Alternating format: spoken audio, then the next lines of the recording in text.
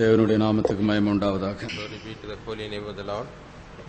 சபை என்றதான தலைப்பிலே நாம் வேத பாடத்தை நாம் படித்து வருகின்றோம். We have been learning the Bible study under the heading the church. இன்றைய நாளிலே சபை என்பதற்கு போர் வீரன் என்பதை பற்றி நாம் படிக்கப் போகிறோம். Today we are going to study the church as a soldier. பரிசுத்த வேதாகமத்திலே சபைக்கு என்னென்ன பெயர்கள் ஒப்பிடப்பட்டு எழுதப்பட்டிருக்கிறதோ அவைகள் ஒவ்வொன்றையும் பற்றி நாம் படித்து வருகின்றோம். Whatever names are given in the Holy Bible for the church, we are studying one by one. நாம் ஏன் சபையை பற்றி நாம் படிக்கிறோம் என்றால் நாம் ஒவ்வொருவரும் ஒரு சபையாக நாம் காணப்படுகிறோம். Why have we been studying about the church? Because every one of us is seen as a church. சபையாய் காணப்படுகிறதான நாம் இந்த பூமியிலே எப்படி நாம் காணப்பட வேண்டும் என்பதை தான் நாம் அறிகின்றோம். We were seen as a church. How should we be seen in this world? That's what we are studying. ஆகவே ஒவ்வொரு காரியங்களையும் படித்து வந்திருக்கிறோம் இதுவரைக்கும். இன்றைக்கு போர் வீரன் என்று சபைக்கு ஒப்பிடப்பட்ட ஒரு பெயரை பற்றி படிக்க போகிறோம். So far we have studied about so many things. Today we are going to consider the church as a soldier. போர் வீரன் என்ற வார்த்தையிலிருந்து நாம் அறிந்து கொள்வது என்னவென்றால் அவனுக்கு ஒரு யுத்தம் உண்டு என்பதை நாம் அறிந்து கொள்கிறோம். From the word soldier we can understand that he has got a war. இன்னொரு விதத்திலே சொல்லும் போனால் ஒரு போர் வீரன் என்று சொல்லும்போது தேசத்தினுடைய ஒரு பாதுகாவலுக்காக அவன் ஏற்படுத்தப்பட்டதான ஒருவன். If we say in other words regarding him, we can say he is a person who has been appointed for the protection of the nation. அவன் யுத்தம் செய்வது கூட தேசத்தினுடைய பாதுகாவலுக்காக தான் அவன் யுத்தம் செய்கிறான். He is fighting the war only for the protection of the country. ஆண்டவர் சபைக்குள்ளே நம்மையும் கூட ஒரு போர் வீரனாக வைத்திருக்கிறார். The Lord has kept us in the church as soldiers. நாம் பல விதத்திலே நாம் யுத்தம் செய்ய வேண்டியதா இருக்கிறது. We have to fight in so many ways. ஒன்று நமக்கு விரோதமாய் எழும்புகிறதான தீமையான வல்லமைகளுக்கு விரோதமாய் நாம் யுத்தம் செய்ய வேண்டியதா இருக்கிறது. First of all, we have to fight against the evil powers that are struggling against us. மற்றொன்று சபைக்கு விரோதமாய் எழும்புகிறதான தீமையான வல்லமைகளுக்கு விரோதமாய் நாம் யுத்தம் செய்ய வேண்டியதா The இருக்கிறது. next is we have to struggle, fight against the evil powers which are working against the church. இன்றைக்கு உலக ராஜ்யத்தின் மத்தியிலே கிரியை செய்கிறதான தீமையான வல்லமைகளுக்கு விரோதமாக நாம் யுத்தம் செய்ய வேண்டியதா இருக்கிறது. We have to fight against the evil powers which are working in this worldly kingdoms. ஆண்டவர் நம்ம ஒவ்வொருவருக்கும் பிரத்யேகமான ஒரு வேலையை கொடுத்திருக்கிறார். The Lord has given us a special work to every one of us. தேவனுடைய ராஜ்யத்தை இந்த பூமியிலே ஸ்தாபிக்க வேண்டும் என்பதுதான். And the work is that we have to establish the kingdom of God in this world. தேவனுடைய ராஜ்யத்தை இந்த பூமியிலே நாம் ஸ்தாபிப்பதற்காக வேண்டி அவருடைய பிள்ளைகளாகிய நாம் ஒரு யுத்தத்தை நாம் செய்ய வேண்டியதாய் We காணப்படுகிறது. the children of God, that we may establish the kingdom of God in this world, we have to fight a battle. அப்போஸ்தலனாகிய பவுல் தீமோத்தேயுக்கு சொல்கிறதான வேளையிலே நீயோ கிறிஸ்து இயேசுவுக்குள் நல்ல போர் சேவகனாய் தீங்கு அனுபவி என்று சொல்கிறார். When Paul the apostle says to Timothy, he says, you war a good fight as a good soldier. You make a fight as a good soldier. தீமோத்தேயு ஒரு நல்ல போர் சேவகனாய் காணப்பட்டான். Timothy was a good soldier. தீமோத்தேயு தீமோத்தேயு மாத்திரமல்ல, இந்த இடத்துல இருக்கக்கூடியதான நாம் ஒவ்வொருவரும் ஒரு போர் சேவகர்களாக நாம் காணப்படுகிறோம். Not only Timothy, but everyone who was seen here must be the soldiers. நமக்கு முன்பாக ஒரு 3 திட்டங்கள் காணப்படுகிறது. 3 plans are kept ahead of us. நாம் ஒவ்வொருவருக்கும் முன்பாக 3 திட்டங்கள் காணப்படுகிறது. Before every one of us, 3 plans are kept. ஒன்று நம்மை குறித்து நமக்கு இருக்கக்கூடியதான ஒரு திட்டம். First is the plan concerning us, our plan concerning ourselves. மற்றொன்று நம்மை குறித்து பிசாசுக்கு இருக்கக்கூடியதான ஒரு திட்டம். The next plan is a plan of the devil about us. மூன்றாவது நம்மை குறித்து தேவனுக்கு இருக்கக்கூடியதான ஒரு திட்டம். The third plan is the plan of God concerning us. இந்த 3 திட்டத்தின் மத்தியிலே தான் இன்றைக்கு நீங்களும் நானும் நின்று கொண்டிருக்கிறோம். Nowadays you I are standing in the midst of these 3 plans. இந்த திட்டத்திலே எந்த திட்டங்கள் நமக்குள்ளே ஏற்பட்டாலும் அதிலே ஒரு யுத்தம் உண்டு, ஒரு போராட்டம் உண்டு. In whichever plan we are seen, there is a struggle and a fight. நாம் ஒவ்வொருவரையும் குறித்து நமக்கு ஒரு திட்டம் உண்டு. And regarding every one of us, we have our own plan. நான் இப்படிதான் ஜீவிக்க வேண்டும் என்கிறதான ஒரு திட்டம். We have a self plan that I have to live in this manner. அப்போ என்னுடைய விருப்பத்தின்படி என்னுடைய திட்டத்தின்படி நான் ஜீவிக்கிறதான நேரத்திலே ஆவியானவர் என்னோடு கூட போராடுகிறார். அது ஒரு யுத்தம். When I live according to my plan, the Spirit of God is struggling against me. That is one type of war. இன்னொன்று பிசாசானவன் என்மேல் வைத்திருக்கிறதான வேறொரு திட்டம். The next plan is the plan of the devil concerning me. என்னுடைய விருப்பம் அதிலே நிறைவேறாது, தெய்வத்தினுடைய விருப்பமும் நிறைவேறாது. பிசாசானவன் தன்னுடைய விருப்பத்தை எனக்குள்ளே திணிக்க வேண்டும் என்று விரும்புகிறான். My desire will not be fulfilled in that. Also the God's will not be fulfilled in that.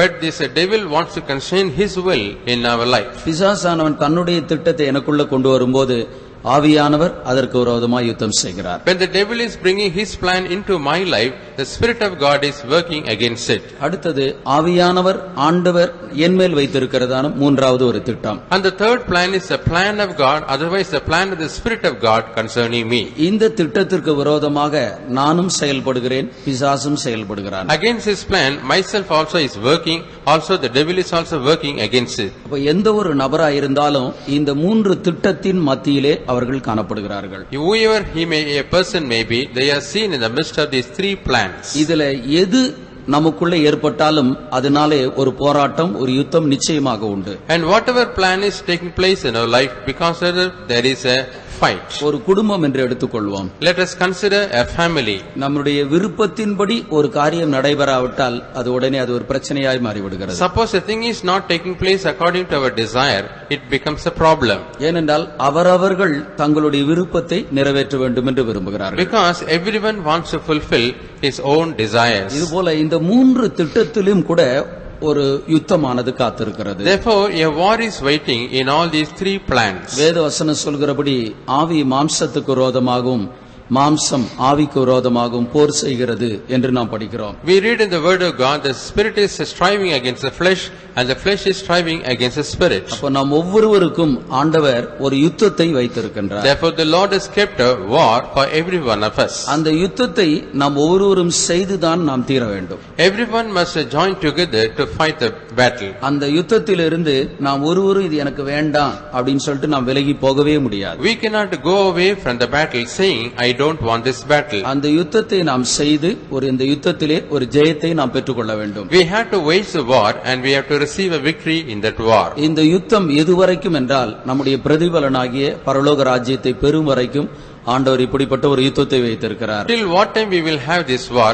Till the time we receive our reward, that is the kingdom of God. இஸ்ரவேல் ஜனங்கள் எகிப்திலிருந்து புறப்பட்டு கானான் போய் சேரும் வரைக்கும் அவர்களுக்கு யுத்தம் இருந்தது. The people of Israel departed from the land of Egypt. Till the time they reached the land of Canaan, they had war. கானான் போய் சேர்ந்த பிற்பாடு அவர்களுடைய யுத்தம் அதோடு கூட முடிந்து விட்டதா? Once they reached the land of Canaan, did the war stop with that? அந்த கானானை அவர்கள் சொந்தமாக்கிக் கொள்வதற்கு, சுதந்திரமாக்கிக் கொள்வதற்கு கானானில் இருக்கக்கூடியதான 7 ஜாதிகளையும் 31 ராஜாக்களையோடும் கூட அவர்கள் யுத்தம் செய்ய வேண்டியதா இருந்தது. They had to fight against the 7 nations and 31 kings to possess the land of Canaan. இந்த ஜாதிகள் எல்லாவற்றையும் அவர்கள் மேற்கொண்டு அந்த தேசத்தை அவர்கள் தங்களுக்கு சொந்தமாக்கிக் கொள்ள வேண்டும்.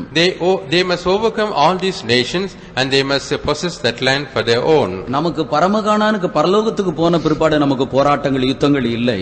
Once we reach our heavenly Canaan, that is the kingdom of God, we do not have any more war. இந்த பூமியில் இருக்கும் வரைக்கும் நம் ஒவ்வொருவருக்கும் பலவிதமான யுத்தங்கள் காணப்படும். As long as we live in this world, every one of us will have different types of wars. இந்த யுத்தத்தை பற்றி அப்போஸ்தலனாகிய பவுல் சொல்கிறதான நேரத்திலே, when Paul the apostle says about this war, நமக்கு இருக்கக்கூடியதான யுத்தம் அல்லது நமக்கு இருக்கக்கூடியதான போராட்டம் மாம்சத்தோடும் இரத்தத்தோடும் அல்ல. we do not wrestle against flesh and blood. எபேசியரின் புத்தகம் 6ஆம் அதிகாரம் 12வது வசனத்திலே நாம் படிக்கிறோம். We read that in Ephesians chapter 6 verse 12. வாசிங்க. ஏனெனில் மாம்சத்தோடும் இரத்தத்தோடும் அல்ல, துரைத்தனங்களோடும் அதிகாரங்களோடும் இப்பிரபஞ்சத்தின் அந்தகார லோகாதிபதிகளோடும் வான மண்டலங்களிலுள்ள பொல்லாத ஆவிகளின் சேனைகளோடும் நமக்கு போராட்டம் உண்டு. For we wrestle not against flesh and blood, but against principalities, against powers, against the rulers of the darkness of this world, against spiritual wickedness in high places. மாம்சத்தோடும் இரத்தத்தோடும் அல்ல என்று நாம் படிக்கிறோம். Here we read, we wrestle not against flesh and blood. மாம்சமும் இரத்தமும் உள்ளதான ஒரு மனுஷனோடு கூட நமக்கு போராட்டம் அல்ல. We do not have any wrestling against a man who is having flesh and blood. துரைத்தனங்களோடும் அதிகாரங்களோடும் இப்பிரபஞ்சத்தில் இருக்கிற பொல்லாத ஆவிகளின் சேனைகளோடும் வானமண்டலத்தில் இருக்கிறதான பொல்லாதாவிகளின் சேனைகளோடும் நமக்கு போராட்டம் உண்டு. We have wrestling against the principalities, against powers, against the rulers of the darkness of this world, against spiritual wickedness in high places. நமக்கு இருக்கக்கூடியதான போராட்டத்தை பற்றி நாம் இங்கே படிக்கிற வேளையிலே துரைத்தனங்களோடும் அதிகாரங்களோடும் போராட்டம் உண்டு என்று நாம் படிக்கிறோம். When we read about the wrestling we have to wrestle against the principalities, against powers. கொலோசியரின் புத்தகம் 1ஆம் அதிகாரம் 16வது வசனத்தை நாம் படிக்கிற வேளையிலே, When we read Colossians chapter 1 verse 16, சிங்காசனங்களானாலும் கர்த்தத்துவங்களானாலும் துரைத்தனங்களானாலும் அதிகாரங்களானாலும் என்று நாம் படிக்கிறோம். there we read whether they be thrones or dominions or principalities or powers. இந்த இடத்திலே குறிப்பிடுகிறதான சிங்காசனங்கள், கர்த்தத்துவங்கள், துரைத்தனங்கள், அதிகாரங்கள் என்று சொல்வது என்ன? The thrones, dominions, principalities, powers mentioned in this verse represent what? அவர்கள் ஒரு காலத்திலே தூதர்களுடைய கூட்டமைப்பாக, ஒரு ஆட்சி அமைப்பாக காணப்பட்டவர்கள். Once upon a time they were the association of the angels, otherwise the government of the angels. 4 விதமான ஒரு கூட்ட பிரிவு தூதர்களாக இருந்தார்கள். There were 4 types of angels in that group. இவர்களிலே ஒரு கூட்டத்தார் தான் அவர்கள் விழுந்து போனார்கள். And one among those group people, angels, fell down. இந்த பூமியிலே அரசாங்கத்தார் இந்த தேசத்தை ஆளுவதற்காக பல டிபார்ட்மெண்டை வைத்திருக்கிறார்கள். The government has appointed so many departments to govern this land. ஒவ்வொரு டிபார்ட்மெண்ட்டும் அவரவர்கள் தங்களுக்குரியதான காரியத்தை அவர்கள் செய்கிறார்கள். Every department will do its own works. அதுபோல ஆண்டவரும் கூட பலவிதமான லாகாக்களை இந்த பூமியிலே தூதர்களின் மூலமாக உண்டாக்கி வைத்திருந்தார். Therefore the Lord also has appointed so many departments or portfolios for the angels in this world. இவர்கள் தான் தூதர்களாக காணப்பட்டார்கள். They were seen as angels.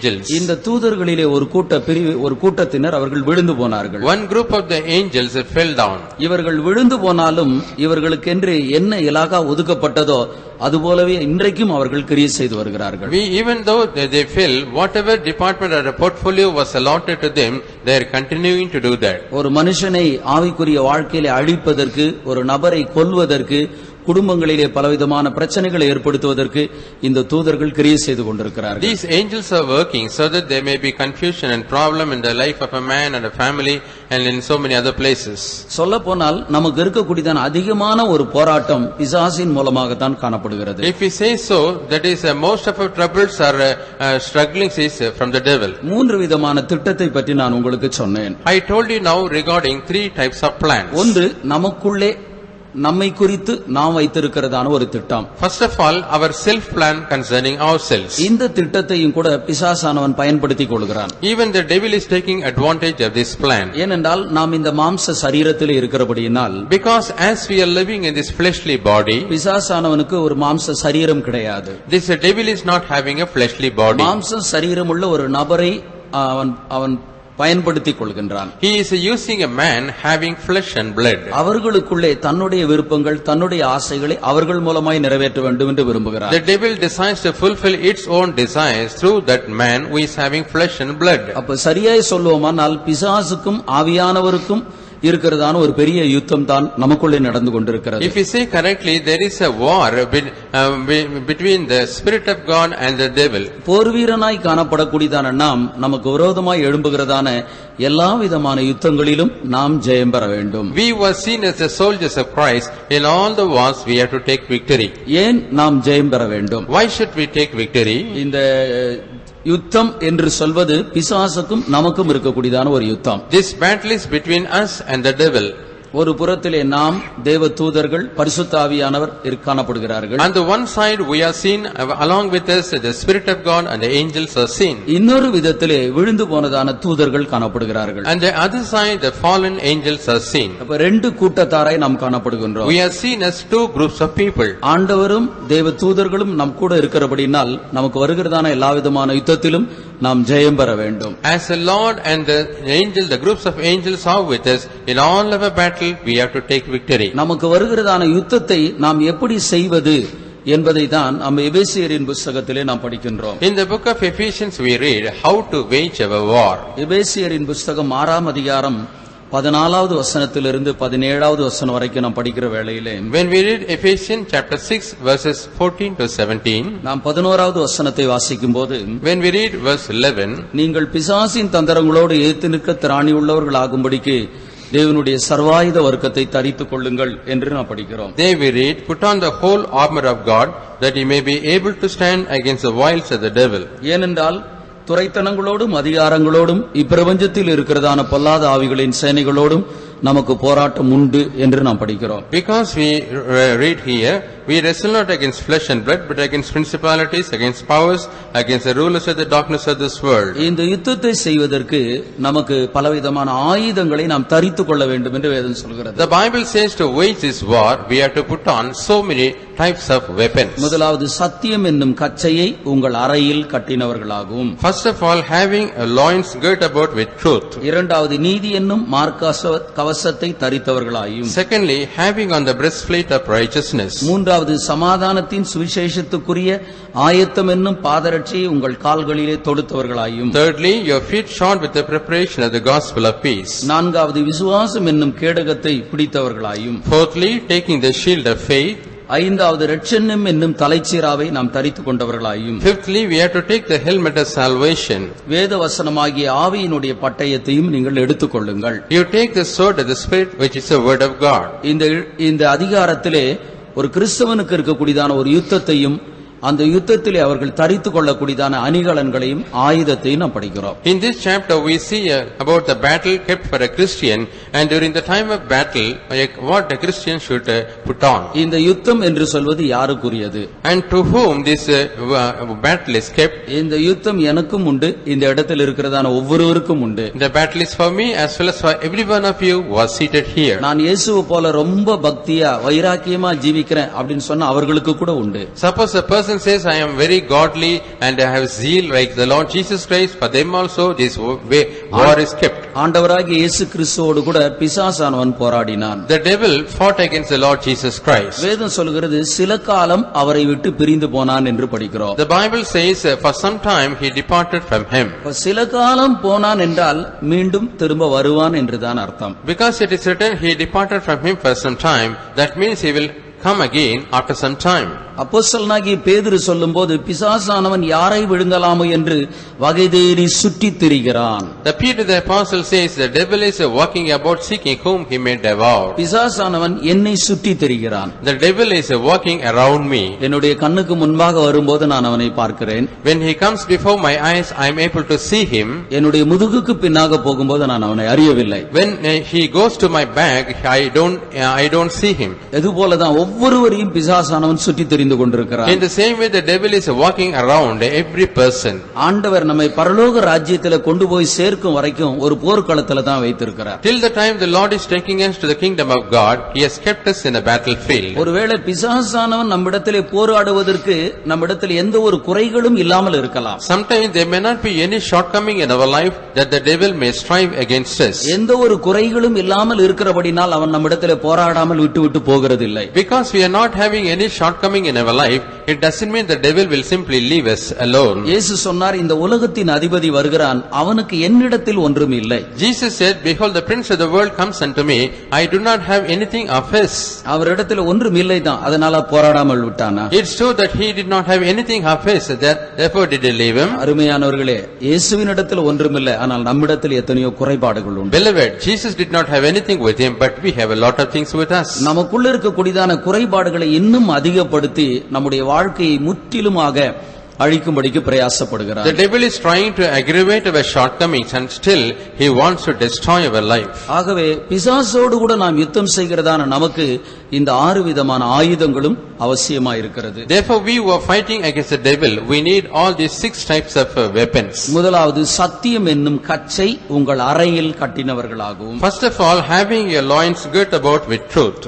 கச்சை என்று சொல்லும்போது அது ஒரு பெல்ட் தான். When we say this girt, it is nothing but a belt. இந்த பெல்ட், இந்த கச்சை எதற்காக கட்டப்படுகிறது? What for this girdle is used? ஒன்று இடுப்பினுடைய பலத்திற்காக கட்டப்படுகிறது. First of all, it is used for the strength of the hip. மற்றொன்று நடையினுடைய கம்பீரத்திற்காக கட்டப்படுகிறது. And it is used for the purpose of walking majestically. இன்னொரு விதத்திலே வஸ்திரமானது நழுவி போகாமல் இருக்கும்படிக்கு இந்த பெல்ட் ஆனது போடப்படுகிறது. Also it is being used that our dress may not slip. இப்ப யுத்தம் செய்யக்கூடியதான ஒரு மனுஷனுக்கு அவனுக்கு பெல்ட் இருக்குமானால் அவனுடைய கவனம் வேற எங்கேயும் போகாது. Suppose a man who is fighting the war, if he is having a belt, his attention will not be diverted anywhere. யுத்தம் செய்கிறதான எழுத்தின்படி ஒரு யுத்தத்தை செய்யக்கூடிய ஒரு மனுஷனுக்கு ஒரு கச்சை அவசியமா இருப்பது போல, Even as a man who is fighting a literal fight, he is in need of a girdle. நாம் ஒவ்வொருவருக்கும் ஆவிக்குரிய ஒரு யுத்தத்தை நாம் செய்து வருகிறோம். நாம் ஒவ்வொருவருக்கும் சத்தியம் என்னும் கச்சை அவசியம். And every one of us are doing a spiritual fight.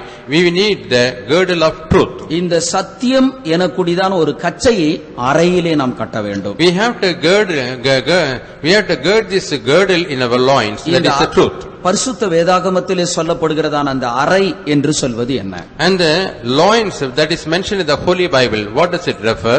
1 பேதுருவின் புத்தகம் 1ஆம் அதிகாரம் 13வது வசனத்தை நாம் வாசிக்கிற வேளையிலே, When we read 1 Peter chapter 1 verse 13, வாசியுங்கள். ஆகையால் நீங்கள் உங்கள் மனதின் அறையை கட்டிக்கொண்டு தெளிந்த புத்தியுள்ளவர்களாயிருந்து இயேசு கிறிஸ்து வெளிப்படும் போது போதும். Wherefore gird up the loins of your mind, be sober and hope to the end. போதும்.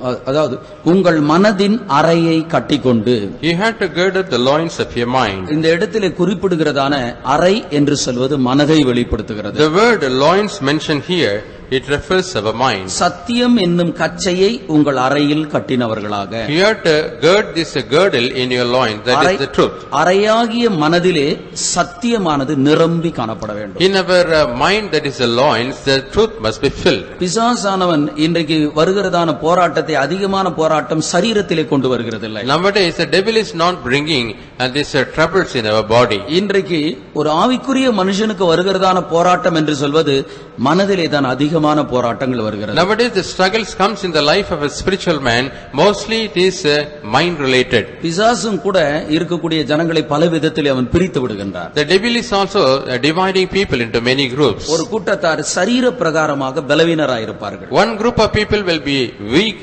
in the physical body. வேதத்திலே எவ்வளவுதான் தாவீது தெய்வத்தினுடைய இருதயத்துக்கு ஏற்ற ஒரு நபராய் இருந்தாலும், Even though David was a man according to the heart of the Lord, அவன் ஒரு சரீர பிரகாரமாக ஒரு பலவீனமான ஒரு மனிதன். fleshly he was a weak man. அப்போ சரீரத்திலே பலவீனமான ஒரு நபருக்கு பிசாசானவன் அவர்களுக்கு ஏற்ற ஒரு சோதனையை உண்டாக்குகிறார். The devil will bring a temptation to those people who are weak in their flesh.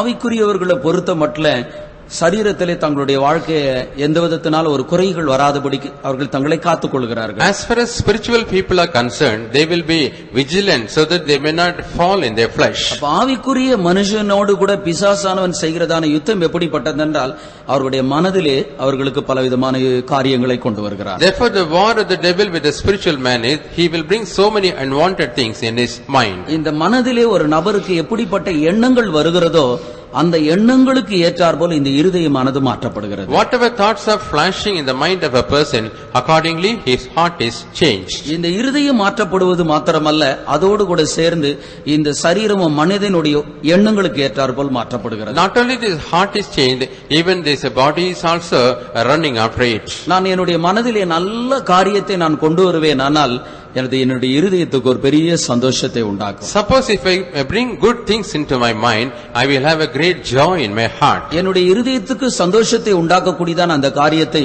நான் மற்றவர்களோடு கூட பகிர்ந்து கொள்கிறேன். I will be able to share the thing of joy that is in my heart with others.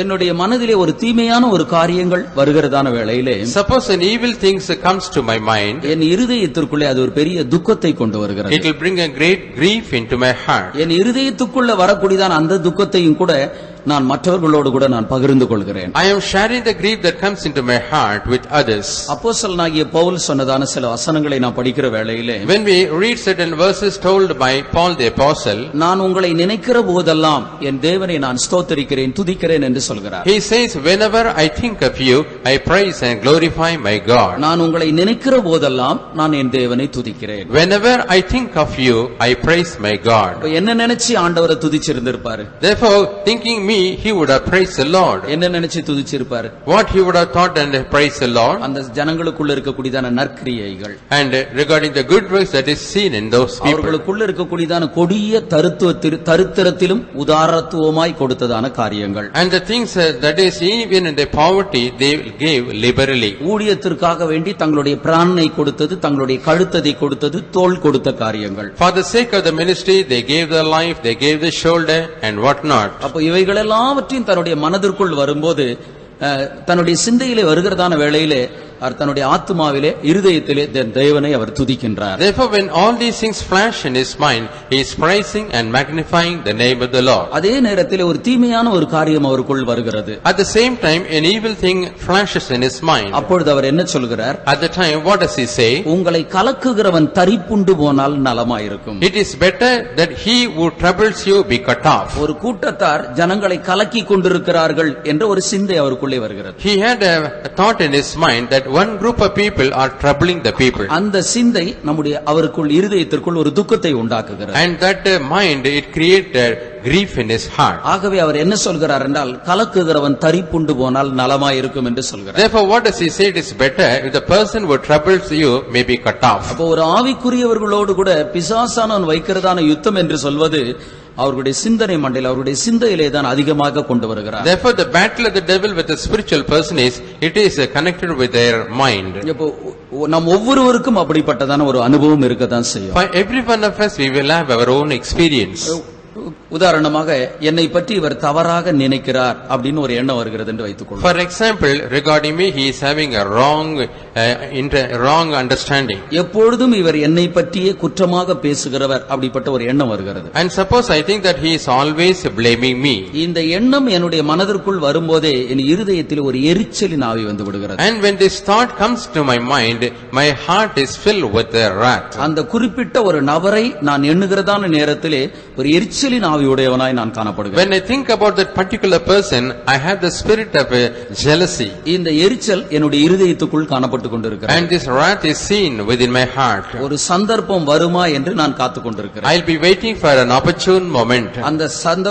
அந்த ஒரு குறிப்பிட்ட நபர் ஏதோ ஒரு சந்தர்ப்பத்திலே அவர் என்னிடத்திலே மாட்டிக்கொண்டார். At a particular occasion, that person he was gripped. நான் என்ன செய்யணும்னு நினைச்சேனோ அதை நான் செய்து விடுகிறேன். What I wanted to do, just I accomplish it. ஆனால் உண்மை என்ன அப்படின்னா அவருக்கும் அந்த காரியத்துக்கு சம்பந்தமே இருந்திருக்காது. But the fact is, he is not at all connected with that particular matter. ஆனால் என்னுடைய மனதிலே இவர் எனக்கு விரோதமாய் செயல்படுகிறவர் அப்படின்ற ஒரு எண்ணம் வருகிறது. But in my mind, it flashes that he is a person who is working against me. இந்த எண்ணம் வரும்போது இது என் இருதயத்துக்கு ஒரு எரிச்சலை உண்டாக்குகிறது. When this thought comes into my mind, it is creating a wrath in my heart. குறிப்பிட்ட நேரம் வரும் வரைக்கும் காத்திருக்கிறேன், அவருக்கு என்ன செய்யணுமோ அதை நான் செய்து விடுகிறேன். I am waiting for an opportune moment, and the right time I am doing what I want to do to him. பிசாசானவன் இப்படி ஒவ்வொருவருக்குள்ளும் நம்முடைய மனதை, நம்முடைய சிந்தையை தன்னுடைய கையில் எடுத்து விடுகின்றான். In this way, in the life of every one of us, the devil is taking our mind. நல்ல காரியங்களை நாம் எவ்வளவு நாம் யோசிக்கிறோமோ அவ்வளவுக்கு நம்முடைய இருதயத்திற்கு ஒரு பெரிய சந்தோஷத்தை உண்டாக்குகிறது. To what extent we are thinking about the good things, to that extent we will have a great joy in our heart. இந்த குறிப்பிட்ட நபர் ரொம்ப நல்ல மனிதர் என்று யோசிக்கிறோம். We are thinking,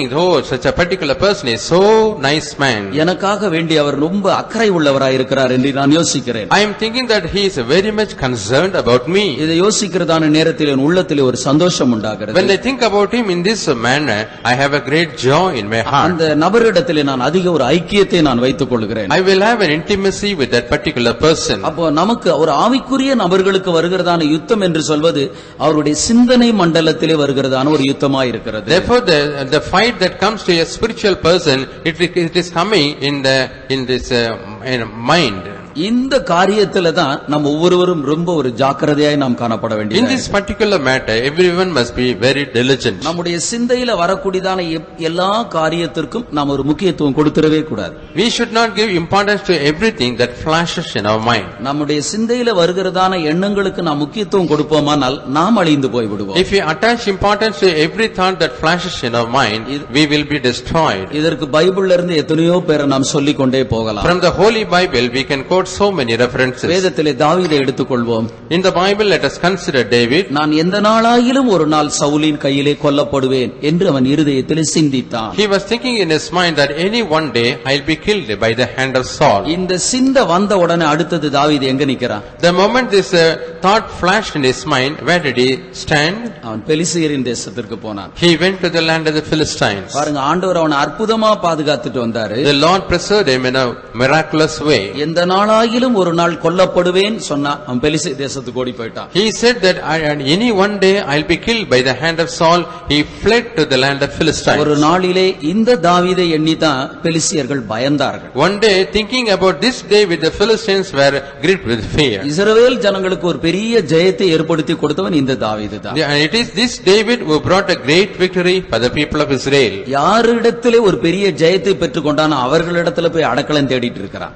From whom he got a great victory, with them he wants to take a refuge. நம்முடைய மனதிலே வருகிறதான தீமையான சிந்தைகள் நம்மை அழித்து விடாதபடிக்கு நாம் அவைகளோடு கூட நாம் போராட யுத்தம் செய்ய வேண்டியதா இருக்கிறது. We have to fight against the evil power, evil things that are flashing in our mind. 2 கொரிந்தியர் 10ஆம் அதிகாரம் 4வது வசனத்தை நாம் படிக்கிறதான வேளையிலே, When we read 2 Corinthians chapter 10 verse 4, வாசியுங்கள். For the weapons of our warfare are not carnal, but mighty through God to the pulling down of strongholds. எங்களுடைய போராயுதங்கள் மாம்சத்துக்கேற்றவைகளாயிராமல் அரண்களை நிர்மூலமாக்குறதற்கு தேவ பலமுள்ளவைகளாயிருக்கிறது. 5வது வசனத்தையும் வாசிங்க சிஸ்டர். அவைகளால் நாங்கள் தர்க்கங்களையும் தேவனை அறிகிற அறிவுக்கு விரோதமாய் எழும்புகிற எல்லா மேட்டுமையை நிர்மூலமாக்கி எந்த எண்ணத்தையும் கிறிஸ்துவுக்கு கீழ்ப்படிய சிறைப்படுத்துவர்களாயிருக்கிறோம். Casting down imaginations and every high thing that exalteth itself against the knowledge of God, and bringing into captivity every thought to the obedience of Christ. எங்கள் போராயுதங்கள் மாம்சத்துக்கு ஏற்றவைகளாயிராமல் our weapons of warfare are not carnal, அரண்களை நிர்மூலமாக்கத்தக்க தேவ பலமுள்ளவைகளாய் இருக்கிறது. but mighty through God to the pulling down of strongholds. அவைகளால் நாங்கள் தர்க்கங்களையும் தேவனை அறிகிறதான அறிவுக்கு விரோதமாய் எழும்புகிற எல்லா எண்ணங்களையும் நிர்மூலமாக்கி, Casting down imagination, every high thing that exalted itself against the knowledge of God, and bringing into captivity every thought. இந்த 5வது வசனத்திலே முக்கியமான ஒரு பதத்தை நாம் பார்க்கிறோம். In this verse 5, we see a very important term. தேவனை அறிகிறதான அறிவுக்கு விரோதமாய் எழும்புகிற எல்லா எண்ணங்களையும் நிர்மூலமாக்கி, And every imagination that arise against the knowledge of God. எந்த எண்ணத்தையும் கிறிஸ்து இயேசுக்குள் நாங்கள் சிறைப்படுத்துகிறோம். We are bringing into captivity every thought to the obedience of Christ. அப்போ நமக்கு விரோதமாய் எழும்புகிறதான எண்ணமானது நம்மை சிறைப்படுத்த கூடாது, அந்த எண்ணங்களை நாம் சிறைப்படுத்த வேண்டும். Therefore, the thoughts that comes into our mind should not captivate us, but we have to captivate them. இந்த எண்ணங்களை நாம் சிறைப்படுத்தாவிட்டால் என்ன நடக்கும்? Suppose if we don't captivate this mind, what will happen? இந்த 5வது வசனத்திலே 2 முக்கியமான காரியத்தை படிக்கிறோம். In verse 5, we read 2 important things. ஒன்று தர்க்கம், இரண்டாவது மேட்டிமையான காரிய எண்ணங்கள். And first is imagination and every high thing. அப்போ நம்முடைய எண்ணங்களை நாம் சிறைப்படுத்தாவிட்டால் பிசாசானவன் தர்க்கத்துக்குரிய காரியங்களை, மேட்டிமையான எண்ணங்களை நமக்குள்ளே கொண்டு வருவான். If we don't captivate our thought, the devil will bring imaginations and every high thinking in our mind. அப்போ சத்தியம் என்னக்கூடியதான கச்சையை அறையிலே நாம் கட்ட வேண்டும். Therefore, we have to gird the girdle of our truth. நம்முடைய இருதயம் சத்தியத்தினால் நிரம்பி காணப்பட வேண்டும். Our heart must be filled with the truth. சத்தியத்தை பற்றி பரிசுத்த வேதாகமம் என்ன சொல்கிறது? What does the Holy Bible say regarding the truth? 91வது சங்கீதம் 4வது வசனத்தை நாம் படிக்கிற வேளையிலே, When we read Psalm 91 verse 4, அவருடைய சத்தியம் உனக்கு பரிசையும் கேடகமுமாய் காணப்படும். His truth shall be your shield and buckler. சத்தியம் உனக்கு பரிசையும் கேடகமாய் காணப்படும். Truth shall be your shield and buckler. இப்போ ஆண்டவர் நமக்கு இது ஒரு பாதுகாவலுக்காக ஆண்டவர் ஒரு சத்தியத்தை கொடுத்து வைத்திருக்கிறார். Therefore, the Lord has given this truth for our protection. எவ்வளவுக்கு எவ்வளவு நம்முடைய இருதயமானது சத்தியத்தினால் நிரம்பி காணப்படுகிறதோ அவ்வளவுக்கு அவ்வளவாக நமக்குள்ளே ஒரு பாதுகாவல். To what extent our heart is filled with the truth, to that extent we will be preserved. இன்னொரு விதத்துல சொல்லப்போனா சத்தியம் நம்முடைய இருதயத்துக்குள் நிரம்பி இருக்கும்போது, in other words, if we say when the truth, if our heart is filled with the truth, நம்ம ஏதோ bullet proof shirt போட்டிருக்கிறது போலதான். it is as if we are wearing a bullet proof shirt. பிசாசானவன் எத்தனை அம்புகளை நம் மீது எறிந்தாலும், even though the devil is thrusting a lot of arrows against us, எத்தனை குண்டுகளை நமக்கு விரோதமாக அவன் பயன்படுத்தினாலும், he may use any number up bombs against us. ஆண்டவரே நமக்கு ஒரு கேடகமாக நம்ம இருந்து நம்மை The பாதுகாக்கிறார். Lord will be like a shield before us and they will preserve us. இந்த சத்தியம் என்கிறதான ஒரு கேடகத்தை அவர்கள் தரித்துக் கொள்ள வேண்டும். They have to put on this shield, that is a truth. அடுத்தது எரேமியாவின் புத்தகம் 23ஆம் அதிகாரம் 29வது வசனத்தை படிக்கும்போது Next, when we read Jeremiah chapter 23 verse 29, வாசியுங்கள். என் வார்த்தை அக்கினியை போலும் கண்மலையை நொறுக்கும் சம்மட்டியை போலும் இருக்கிறதல்லவோ என்று கர்த்தர் சொல்கிறார். Is not my word like as a fire, saith the Lord, and like a hammer that breaketh the rock in pieces? என் வார்த்தை அக்னியை போலும் கன்மலையை நொறுக்கும் சம்மட்டியை போலும் இருக்கிறது என்று சொல்கிறார். here he says, is not my word like as a fire, saith the Lord, and like a hammer that breaks a rock in pieces? இந்த இடத்திலே கர்த்தருடைய வார்த்தை ரெண்டு காரியத்துக்கு ஒப்புமையா இருக்கிறது. In this verse, the word of the Lord is compared to two things. ஒன்று அக்னியை போல இருக்கிறது, மற்றொன்று கன்மலையை நொறுக்கக்கூடிய சம்மட்டியை போல இருக்கிறது. First of all, it is like fire. The next is it like the hammer that breaks a rock? அக்னியினுடைய தன்மை எப்படிப்பட்டது? What is the nature of fire? ஒன்றை எரிக்கக்கூடியது. It is something which can burn up things. இன்னொரு விதத்திலே சொல்ல போனால் அசுத்தங்கள் எல்லாவற்றையும் களையக்கூடியது. If we say in other words, it will put away all the dirty things. வீட்டில தேவையில்லாத ஒரு பொருளை ஒரு இடத்துல கூட்டி போட்டு நம்ம கொளுத்தி அதை ஒண்ணுமில்லாமல் அழித்து விடுவது In போல. our home, we are dumping all the unwanted things in a place and we are putting fire for that and to destroy it. அக்னி என்று சொல்வது நம்மை சுத்திகரிக்க கூடியது. Fire is something which will sanctify us. என் வார்த்தை அக்னியை போல காணப்படும். My word will be like fire. ஆண்டவருடைய வார்த்தை என்று சொல்வது நம்மை சுத்திகரிக்க கூடியதாய் The காணப்படும். word of the Lord is something which is purifying us. எவ்வளவுக்கு எவ்வளவாக வேதத்தை நாம் வாசிக்கிறோமோ, சத்தியத்தை நாம் அறிந்து கொள்கிறோமோ, அவ்வளவுக்கு அவ்வளவாக நமக்குள்ளே ஒரு பரிசுத்தம் ஏற்படுகிறது. To what extent we are reading the word of God, to what extent we are understanding the truth, to that extent we will have a sanctification in our life. அடுத்தது கர்த்தருடைய வார்த்தை என்று சொல்வது கன்மலையை நொறுக்கக்கூடிய ஒரு சம்மட்டியை போன்றது. Next, the word of the Lord is just like a hammer that breaks a rock. எவ்வளவு கடினப்பட்டதான உள்ளத்தையும் கூட கர்த்தருடைய வார்த்தையானது அவர்களை மாற்றிவிடும். The word of the Lord can break any hard heart.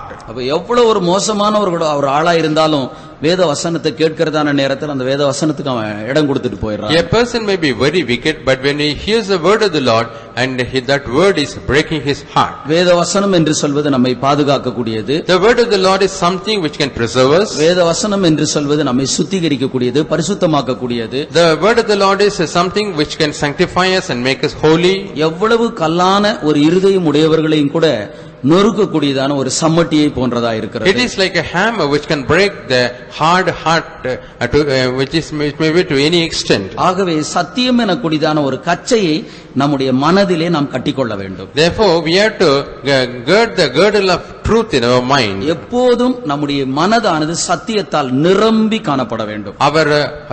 Our mind must always be filled with the truth. நமக்குள்ள ஒரு சத்தியம் இருக்கும்னா பலவீனம் வரவே வராது. Suppose if we have a truth in us, we will not have any weakness. பொதுவா சின்ன குழந்தைகளை எடுத்துக்கொள்ளுங்கள். For example, consider the little children. அவர்கள் சில புத்தியினமான காரியத்தை செய்கிறார்கள். They will do some foolish things. நம்ம என்ன சொன்னாலும் அவங்க தொடர்ந்து செய்துட்டே இருக்காங்க. Whatever we say, they will be continue to do it. அடிச்சா கூட அந்த காரியத்தை செய்கிறார்கள். Even if we beat them, they will continue to do the same ஏன் thing. செய்கிறார்கள்? Why do they do like that? அதை பற்றியதான அறிவு அவர்களுக்கு இன்னும் வரவில்லை. Because they have not attained the knowledge concerning that particular thing. அந்த அறிவு வருகிறதான நேரத்திலே அந்த குறைபாடுகளை அவர்கள் விட்டு விடுகிறார்கள். When they attain the knowledge concerning that particular thing, they will leave it.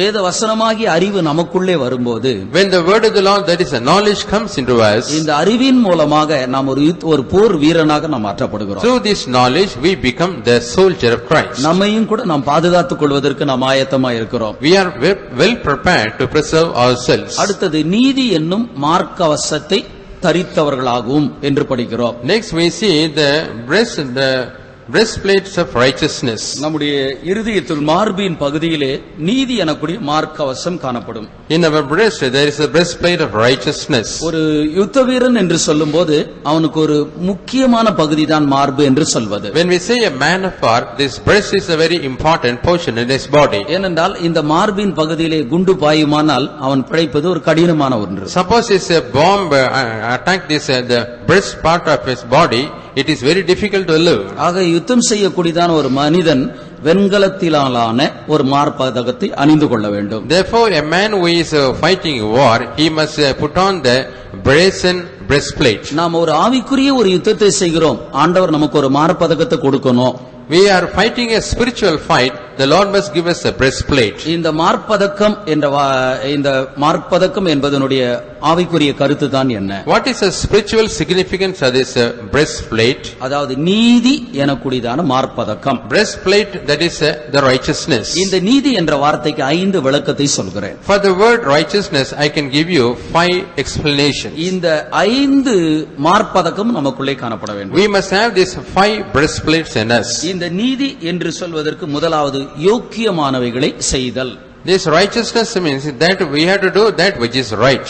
நாம் செய்கிற எந்த ஒரு காரியங்களாய் இருந்தாலும் அது யோக்கியமான ஒரு காரியங்களாய் காணப்பட வேண்டும். Whatever the thing that we are doing, it must be right. நாம் ரோமரின் புத்தகம் 16ஆம் அதிகாரம் 17வது வசனத்தை நாம் படிக்கிற வேளையிலே, When we read Romans chapter 16 verse 17, தீமைக்கு தீமையும் உதாசீனத்துக்கு உதாசீனத்தையும் சரிகட்டாதிருங்கள் என்று நாம் படிக்கிறோம். there we read 13:17 12:17 ரோமர் 12:17 ஒருவனுக்கும் தீமைக்கு தீமை செய்யாதிருங்கள், எல்லா மனுஷருக்கும் முன்பாகவும் யோகியமானவர்களை செய்ய நாடுங்கள். தீமைக்கு தீமையை செய்யாதிருங்கள் என்று நாம் படிக்கிறோம். here we read, recompense to no man evil for evil. அப்போ நீதி என்று சொல்வது யோக்கியமானவைகளை செய்தல். Therefore the righteousness means doing honest things. தீமைக்கு தீமை செய்வது மனுஷனுடைய ஒரு சுபாவம். Suppose if we do evil for evil, that is the nature of man. தீமைக்கு நன்மை செய்வது தெய்வத்தினுடைய சுபாவம். And doing good for evil, that is the nature of God. நன்மைக்கு தீமை செய்வது பிசாசனுடைய சுபாவம். And doing evil for good, it is the nature of a devil. நமக்குள்ள எப்படிப்பட்ட ஒரு சுபாவம் இருக்கு? And what type of nature we have? தீமைக்கு தீமை செய்வது மனிதனுடைய சுபாவம். Yeah, doing evil for evil, that is the nature of man. தீமைக்கு நன்மை செய்வது தெய்வத்தினுடைய சுபாவம். Doing good for evil, that is the nature of God. நன்மைக்கு தீமை செய்வது பிசாசனுடைய சுபாவம். Doing evil for good is the nature of the devil. அப்ப யோக்கியமானவைகளை செய்ய நாடுகள் என்ற வார்த்தையினுடைய பொருள் என்ன? What is the meaning of the word? Do the honest things. தீமைக்கு தீமை செய்யாதிருங்கள். Do not do evil for evil. மற்றவர்கள் தீமை செய்தா அவங்களுக்கு தீமை செய்ய வேண்டாம், நன்மையானதை செய்யுங்கள். Suppose if other person does evil to you, don't retaliate but do good unto ஆண்டவர் them. ஒரு மனுஷனுக்கு எவ்வளவு ஒரு மோசமான மனுஷனுக்கு நன்மை செய்கிறது போல, Even as God is doing goodness to any evil man, நமக்கு எவ்வளவு தீமை செய்யக்கூடிய ஒரு மனுஷனா இருந்தாலும் நம்ம அவர்களுக்கு நன்மையான ஒரு காரியத்தை தான் செய்தாகணும். a man may be doing exceeding evil to us, but we have to return only good to him. அவங்களுக்கு தீமை தான் செய்யணும் நம்ம நினைச்சோம்னா நமக்குள்ள இருக்கக்கூடிய நீதியான மார்க்கவசம் இல்லாம போயிடும். Suppose if we think that we have to do evil to those persons, we will lose our breastplate of righteousness. நாம் செய்யறது ஒண்ணா மனுஷர்களுக்கு ஏதோ செய்யற தீமையை போல நம்ம நினைச்சுக்கலாம். We may be thinking that is the evil we are doing to a man. நாம் சாத்தானோடு கூட ஒரு யுத்தத்தை நாம் செய்து கொண்டிருக்கிறோம். We are fighting a battle with the devil. இந்த மார்க்கவசம் இல்லாவிட்டால் பிசாசு அழகா நம்மளை அழிச்சு விட்டுட்டு போயிடுவான். If you don't have this breastplate, Satan will destroy us very easily. நம்முடைய யுத்தம் மனிதனோடு கூட அல்ல, நம்முடைய யுத்தம் பிசாசோடு கூட ஒரு யுத்தமா இருக்கிறது. Our wrestling is not with man but with the devil. ஆகவே யோக்கியமான காரியத்தை நாம் செய்ய வேண்டும். Therefore we have to endeavor to do the honest things. இரண்டாவது நீதி என்று சொல்வதற்கு நேர்மையான செயல்கள் என்று அர்த்தம். Next, righteousness means the honest things. நாம் செய்யக்கூடிய எந்த ஒரு காரியங்களா இருந்தாலும் அதுல ஒரு நேர்மை காணப்பட வேண்டும். Whatever we may be, whatever things we are doing, there must be a honesty. மனுஷர்கள் நம்ம பார்த்தாலும் சரி, மனுஷர்கள் நம்ம பார்க்காம போனாலும் சரி, நம்முடைய செயல் கர்த்தருக்கு முன்பாக சரியாய் காணப்பட வேண்டும். Whether people are watching us or not, our thing must be honest before the sight of the Lord. ஆண்டவருக்கு முன்னால ஒரு நல்ல ஒரு தராசு இருக்கிறது. Before the Lord there is a good balance. அந்த தராசானது எல்லாவற்றையும் நிறுத்து பார்க்கக்கூடியதா இருக்கிறது. And that balance will weigh everyone. நாம் செய்யக்கூடிய ஒரு இந்த பூமிக்குரிய காரியங்களா இருந்தாலும் சரி, ஒரு ஆவிக்குரிய ஒரு காரியங்களா இருந்தாலும் சரி, அந்த காரியங்களிலே ஒரு நேர்மை காணப்பட வேண்டியதா இருக்கிறது. The things we are doing, it may be related to this worldly things or spiritual things, there must be an honesty in that. இஸ்ரவேல் ஜனங்களுக்கு ஆண்டவர் ஒரு கட்டளையை கொடுத்தார். The Lord gave a command to the people of Israel. அந்த கட்டளையிலே இருக்கக்கூடிய நேர்மையான செயல்களை பற்றி நாம் படிக்கிறோம். In that we see about the honest things contained in that law. உபாகமம் 22ஆம் அதிகாரம் 6வது 7வது வசனத்தை நாம் படிக்கிற வேளையிலே, When we read Deuteronomy chapter 22 verse 6 and 7, வழியருகே ஒரு மரத்திலாவது தரையிலாவது குஞ்சுகளிலாய், அந்த வசனத்தை படியுங்கள்.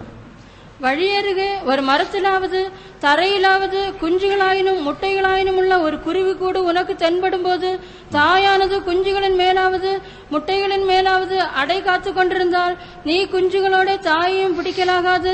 தாயை போகவிட்டு குஞ்சுகளை மாத்திரம் எடுத்துக்கொள்ளலாம். அப்பொழுது நீ நன்றாயிருப்பாய், உன் நாட்களும் நீடித்திருக்கும்.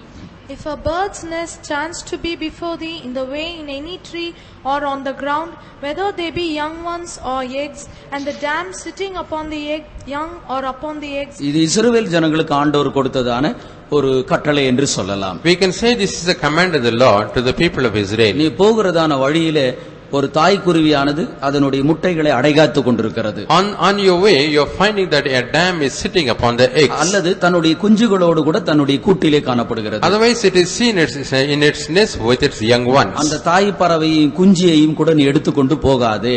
You do not take the dam as well as the young ones and take away. அந்த தாய் பறவையை விட்டு அதனுடைய முட்டைகளையோ அல்லது அதனுடைய குஞ்சுகளையோ எடுத்துக்கொள் என்று நாம் இங்கே படிக்கிறோம். Here we read you can leave this dam and you can take the young ones are the eggs. இது ஒரு பொதுவான ஒரு நேர்மையான ஒரு செயல்களா இருக்கிறது. And this is a general honest things. அதுபோல நாம் இந்த பூமியில எந்த ஒரு காரியத்தை செய்தாலும் அதுல ஒரு நேர்மை இருக்க வேண்டும். Therefore whatever thing we are doing in this world there must be a honesty in that. மற்றவர்களுக்கு முன்னால சொல்றதான நேரத்துல நான் செய்தது சரின்னு சொல்லலாம், இருதயம் சொல்லுமா?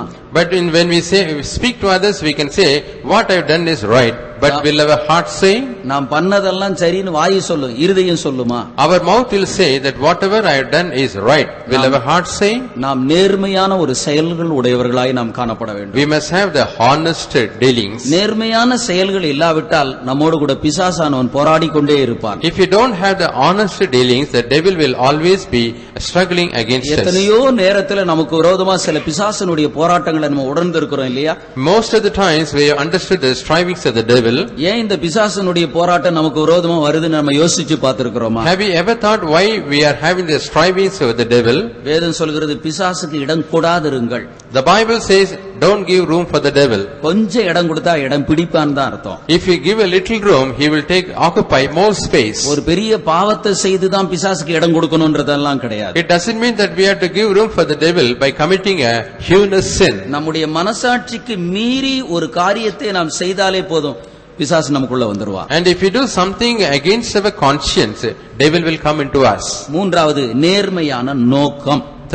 Thirdly, honest purpose. அதாவது நம்முடைய வாஞ்சை வேற, நம்முடைய நோக்கங்கள் வேற. Our desires are different and our purposes are different. நீதி என்று சொல்வது நேர்மையான ஒரு நோக்கம். Righteousness means it is a honest purpose. நம்முடைய வாஞ்சைக்கு ஏற்றாற்போல் நம்முடைய நோக்கமும் காணப்பட வேண்டும். Our purposes must be according to our desires. நம்முடைய இருதயத்தினுடைய வாஞ்சை ஒன்று இருக்க நம்முடைய நோக்கம் வேறொன்று இருக்குமானால் அது நீதி அல்ல.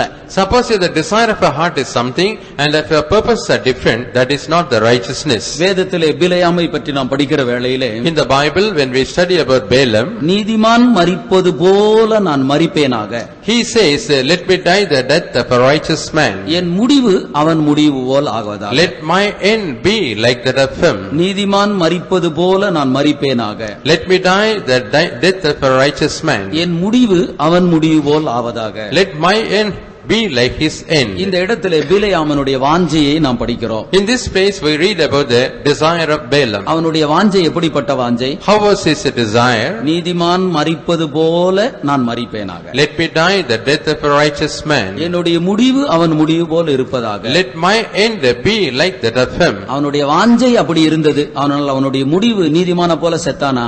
His desire was like that, but he did die like a righteous man. அவன் நீதிமானை போல சாகவில்லை. He did not die like a righteous அவன் man. பட்டயத்தினால் வெட்டப்பட்டு மரித்தான் என்று நாம் அறிந்திருக்கிறோம். We know very well that he was cut off by the sword. ஏன் அவன் பட்டயத்தினால் ஒரு பெரிய தீர்க்கதரிசி வெட்டப்பட்டு சாகணும்? ஏன்? Why should he be cut off by a sword and die?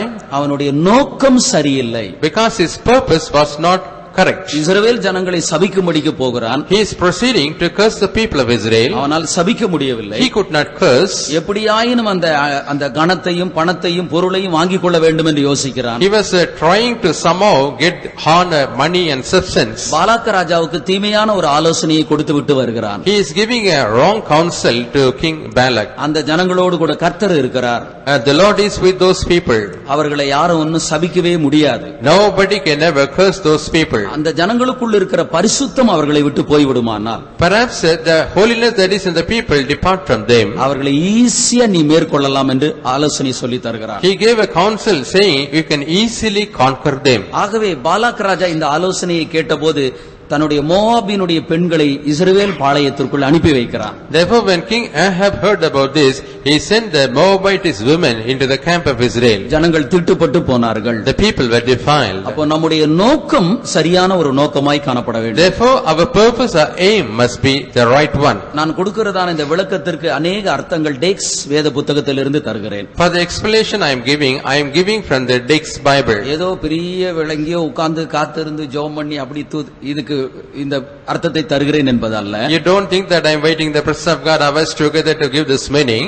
வேதத்தில் இருக்கக்கூடியதான சின்ன சின்ன வார்த்தைகளுக்கான விளக்கங்களை நாம் டெக்ஸ் புத்தகத்திலே நாம் படிக்கலாம். We can see the meanings of the certain words in the Holy Bible from the Dix Bible. நம்முடைய வாஞ்சையும் நம்முடைய நோக்கமும் ஒன்று போல காணப்பட வேண்டும். Our desire and purpose must be in the same line. நம்முடைய நோக்கம் சரியில்லாவிட்டால் நம்முடைய வாஞ்சை கூட நிறைவேறாது. If our purpose is not all right, even our desires will not be fulfilled. அப்போ நீதியாகிய இந்த நேர்மையான நோக்கம் நமக்குள்ளே காணப்பட வேண்டும். Therefore the righteousness, that is a right purpose, must be seen in us.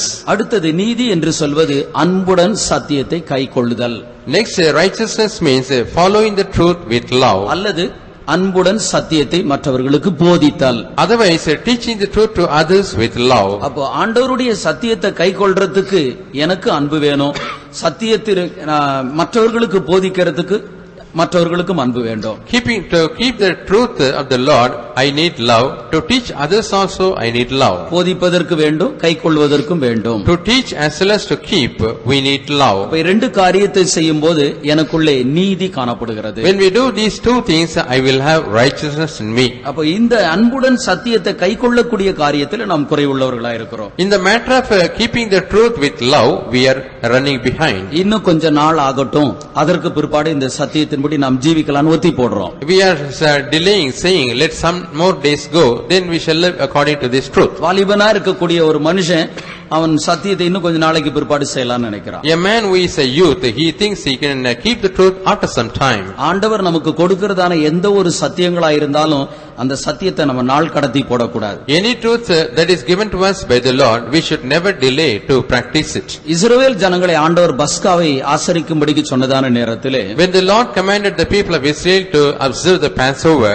அதை தீவிரமாய் ஆசரிக்க வேண்டும் என்று தான் சொல்கிறார். the Lord advised them to keep it hastily. அதற்காக வேண்டி நாள் கடத்தக்கூடாது, அதை தீவிரமாய் ஆசரிக்க வேண்டும். They should not delay it, they have to observe it hastily. ஆண்டவர் நமக்கு கொடுக்கிறதான சத்தியங்கள் எப்படிப்பட்டதா இருந்தாலும் அது உடனே நாம் கைக்கொள்ளக்கூடிய ஒரு சத்தியமா இருக்க வேண்டும். Whatever may be the truth that are given to us by the Lord, immediately we have to keep it. அப்புறமா பார்க்கலாம் அப்படி நினைக்கும் போது பிசாசானவன் நமக்குள்ள இருந்து எடுத்து விடுவான். Suppose if we think we can do it later, the devil will pluck away those truth from our life. ஆகவே நமக்குள்ளே நீதி எனக்கூடிய ஒரு மார்க்கவசம் காணப்பட வேண்டும். Therefore we must have a breastplate of righteousness. இந்த நீதி எனக்கூடிய மார்க்கவசம் இல்லாமல் 1 தெசலோனிக்கேயரின் புத்தகத்திலே இன்னொரு விளக்கமும் கூட கொடுக்கப்பட்டிருக்கிறது. And without this breastplate of righteousness, one more explanation is given in 1 Thessalonians. எபேசியரிலே நீதி எனக்கூடிய மார்க்கவசம் என்று நாம் படிக்கிறோம். In Ephesians we read as a breastplate of 1 righteousness. தெசலோனிக்கேயரின் புத்தகம் 5ஆம் அதிகாரம் 8வது வசனத்தை வாசிக்கிற வேளையிலே, When we read 1 Thessalonians chapter 5 verse 8, விசுவாசம் அன்பு எனக்கூடியதான மார்க்கவசம் என்று படிக்கிறோம். there we read that there is a breastplate of love and faith. வாசியுங்கள் இந்த வசனத்தை. பகலுக்குரியவர்களாகிய நாமோ தெளிந்தவர்களாயிருந்து விசுவாசம் அன்பு என்னும் மார்க்கவசத்தையும், But let us one of the day be sober, putting on the breastplate of faith and love. இந்த இடத்திலே விசுவாசம் அன்பு எனக்கூடிய மார்க்கவசத்தை தரித்துக் கொள்ள வேண்டும். In this place we see that we have to put on the breastplate of faith and love. அப்ப இந்த விசுவாசமும் அன்பும் நமக்குள்ளே காணப்படுமானால் நமக்குள்ளே மார்க்கவசம் காணப்படுகிறது. When we have faith and love in our heart, we will have a breastplate with us. அப்போ நமக்குள்ளே கர்த்தரை குறித்ததான அவருடைய சத்தியங்களை குறித்ததான ஒரு விசுவாசம் வேண்டும். We need a faith concerning the Lord and His truths. நம்முடைய தேவைகளை எல்லாவற்றையும் பெற்றுக்கொள்வதற்கு அதற்கேற்ற ஒரு விசுவாசமும் அவசியம். We need a faith to receive all our necessities. தேவனுக்கு மேலும் அன்புடையவர்களாய் காணப்பட வேண்டும், மனிதர்கள் மேலும் அன்புடையவர்களாய் இருக்க வேண்டும். We must have love towards God as well as towards men. மூன்றாவது சமாதானத்தின் சுவிசேஷத்துக்குரிய ஆயத்தம் என்னும் பாதரட்சை. Thirdly, your feet shod with the preparation of the gospel of peace. இந்த இடத்திலே ஆயத்தம் எனக்கூடியதான ஒரு பாதரட்சை. In this place we see a feet shod with the preparation. ஒரு யுத்த வீரனுக்கு அத்தியாவசியமானதுதான் பாதரட்சை என்று சொல்வது. This sandal is very much necessary for a soldier. அவனுடைய கையில் இருக்கக்கூடியதான ஈட்டியை பார்க்கிலும், And rather than the spear that is in his hand, அவன் கையில் வச்சிருக்கிறதான பட்டயத்தை பார்க்கிலும், rather than the sword that is in his hand, பாதரட்சை என்று சொல்வது ஒரு முக்கியமானது. and shoe is very very important. ஏனென்றால் யுத்தம் என்று சொல்வது எந்த இடத்திலேயும் நடக்கலாம். Because this battle may take place in any place. சமமான தரையான ஒரு இடத்திலும் யுத்தம் நடக்கலாம். The battle may go on in a even plain ground. காடுகளிலும் மலைகளிலும் கூட யுத்தம் நடக்கலாம். The battle may go on in the forest area and in the mountains. கரடு முரடான இடங்களிலும் கூட யுத்தம் நடக்கலாம். And the battle may go on in a rugged place. யுத்தம் செய்கிற மனுஷன் பாதரட்சியை அணிந்திருப்பானால் அவனால் யுத்தம் பண்ண முடியும். The man who is fighting the war, if he is wearing the shoe, he can easily fight. அவன் யுத்தம் செய்து கொண்டிருக்கிறான். He is fighting the battle, ஆனால் அவனுக்கு கால்களிலே பாதரட்சை இல்லை. but he is not having shoe in his feet. ஏதோ ஒரு கல்லோ முள்ளு அவனுடைய கால்ல குத்துது. Suppose a stone or a thorn and just prick his leg. அவனுடைய எண்ணங்கள் எல்லாம் கவனம் எல்லாம் எங்க இருக்கும்? His attention, where will be his attention? எதிராளியின் மீதும் இருக்காது, யுத்தம் செய்ய வேண்டும் என்ற எண்ணமும் இருக்காது. His attention will not be upon the enemy, also he will not try to fight. நம்முடைய கால்ல ஒரு முள்ளு குத்திட்டு இருக்கு, அதை எடுக்கணும் அப்படின்ற அந்த எண்ணத்திலே இருந்துட்டே. He will be thinking that a thorn is pricked in my leg, I must remove it. அவர்களுடைய கவனங்கள் சிதறுவது போல, even as their attention is diverted, நாம் ஒரு யுத்தத்திலே நாம் காணப்படுகின்றோம். we are seen in a battle. நமக்கு சமாதானத்தின் சுவிசேஷத்துக்குரிய ஆயத்தம் என்னும் பாதரட்சை அவசியம். We need the feet shod with the preparation of the gospel of peace. மற்றவர்களுக்கு நாம் சமாதானத்தினுடைய சுவிசேஷத்தை அறிவிக்க வேண்டும். We have to proclaim the gospel of peace to others. நாம் எப்போதும் நமக்குள்ளே ஒரு சமாதானத்தை காத்துக்கொள்ள வேண்டும். First of all, we have to preserve a peace within ourselves. நமக்குள்ளே நாம் ஒரு சமாதானத்தை காத்துக்கொள்ளாவிட்டால் நாம் பிசாசோடு கூட யுத்தம் பண்ணவே முடியாது. If you don't preserve peace within ourselves, we can never fight against the devil. சில வீட்ல பாத்தீங்கன்னா தனித்தனியா ஜெபம் நடக்கும். In some houses we can see the prayer will be done in separately. அம்மா தனியா ஜெபம் பண்ணுவாங்க, ஐயா தனியா ஜெபம் பண்ணுவாங்க. The mother will be praying separately, the father will be praying separately. இவங்க ரெண்டு பேரும் ஜெபம் பண்ணதா தான் தங்க மனசுல நினைச்சுக்குவாங்க. They will be thinking that they are praying. ஆனா அந்த ஜெபத்தை ஆண்டவர் கேட்டாரா கேட்கலையா அப்படிங்கறது யோசித்து கூட பார்க்கிறது இல்ல. But they don't think whether the Lord is hearing that prayer. நம்முடைய ஜெபங்கள் அப்படிப்பட்ட ஜெபங்கள் கேட்கப்படுகிறது இல்லை. And such type of prayers will never be heard. நாம் ஐக்கியத்தோடு சேர்ந்து ஜெபிக்கிறதான சமாதானத்தோடு செய்கிறதான ஒரு ஜெபத்தை தான் ஆண்டவர் அங்கீகரிக்கிறார். The Lord will acknowledge the prayers that is done with peace. நாம் சமாதானம் இல்லாமல் செய்யக்கூடியதான ஒரு காரியத்தை ஆண்டவர் அங்கீகரிக்கிறவர் அல்ல. The Lord will never accept anything that is done without peace. இந்த சமாதானம் நமக்காக அப்படின்றது எடுத்துக்கொள்ள கூடாது. We should not consider this peace is only for our sake. நாம் ஒரு யுத்தத்தை செய்து கொண்டிருக்கிறோம். அந்த யுத்தத்தை செய்வதற்கு நமக்கு ஒரு பாதரட்சை அவசியம். We are fighting a battle. To do that we need a shoe. இல்லாவிட்டால் பிசாசானவன் நம்முடைய ஜீவியத்தை நாம் அழித்து விடுவான். Otherwise the devil will destroy our life. அப்போஸ்தலனாகிய பவுல் சொல்கிறதை கவனமாக பாருங்கள். You carefully listen what Paul the apostle says. எவனுக்கு நான் மன்னிக்கிறேனோ, to whom I forgive, அவனுக்கு நான் கிறிஸ்துவின் சன்னிதானத்திலே நான் மன்னிக்கிறேன். to him I forgive in the presence of the Lord. ஏன் மன்னிக்கிறேன் சொல்றாரு? Why does he say that I forgive? நான் சாத்தானாலே மோசம் போகாதபடிக்கு அப்படி செய்தேன். That I may not be deceived by the devil, I do so. அவனுடைய தந்திரங்கள் நமக்கு தெரியாதவைகள் அல்லவே. We are not ignorant of his devices. சமாதானத்துக்காக வேண்டிய அப்போஸ்தலனாகிய பவுல் நான் மன்னிக்கிறேன் என்று சொல்கிறார். For the sake of peace, apostle Paul says I forgive. இல்லாவிட்டால் பிசாசானவன் என்னோடு கூட போராடுவான் என்று குறிப்பிடுகின்றார். He is mentioning otherwise the devil will be fighting against me. அப்ப மற்றவர்களோடு கூட சமாதானமா இருக்கும்படிக்கு நாம் பிரயாசப்பட வேண்டும். Therefore we have to labor to keep peace with each and every one. அதே நேரத்தில் மற்றவர்களுடைய சமாதானத்தை கெடுக்கிறதுக்கு பிரயாசப்படக்கூடாது. At the same time we should never labor to destroy the peace of others. நாமே ஒரு சாத்தானுடைய ஏஜென்ட்டா நாம மாறிடுவோம். We sometimes will become the agent of Satan. கூடுமான வரைக்கும் மற்றவர்களுக்குள்ள இருக்கிற சமாதானம் இல்லாத ஒரு காரியத்தை தீர்த்து வைக்க பிரயாசப்பட வேண்டும். To the extent possible we have to try to bring peace in the lives of others. மற்றவங்க உன்னை பத்தி அப்படி சொன்னாங்க இப்படி சொன்னாங்கன்னு சொல்லிட்டு அந்த இடத்துல பிரச்சனையை உண்டாக்க கூடாது. We should not not make a problem saying that that person told about you in this manner. மற்றவர்களோடு கூட சமாதானமாய் இருப்பது மாத்திரமல்ல, Not only maintaining peace with others, நமக்குள்ளும் நாம் சமாதானமாய் காணப்பட வேண்டும். we must have peace within ourselves. நாம் பிலிப்பியர்ல என்ன படிக்கிறோம்? What do we read in the Philippians? எல்லா புத்திக்கும் மேலான தேவ சமாதானம் உங்கள் இருதயத்தை ஆளக்கடவது. There we read the peace of all understanding rule in your heart. அது என்ன எல்லா புத்திக்கும் மேலான தேவ சமாதானம் என்று சொல்வது என்ன? And what is the peace that passes all understanding? அறிவு புத்தி என்று சொல்வது தேவ சமாதானத்தை நஷ்டப்படுத்தக்கூடியது. And the understanding will bring the peace into loss. என் சரீரத்திலே ஒரு வியாதி வருகிறது. For example, there is a sickness in my body. இந்த வியாதியை எனக்கு இருக்கக்கூடியதான அறிவோடு கூட நான் சம்பந்தப்படுத்துகிறேன். I am relating this sickness with the knowledge I have. என்ன போல மற்றவர்களுக்கும் இந்த வியாதி வந்தது.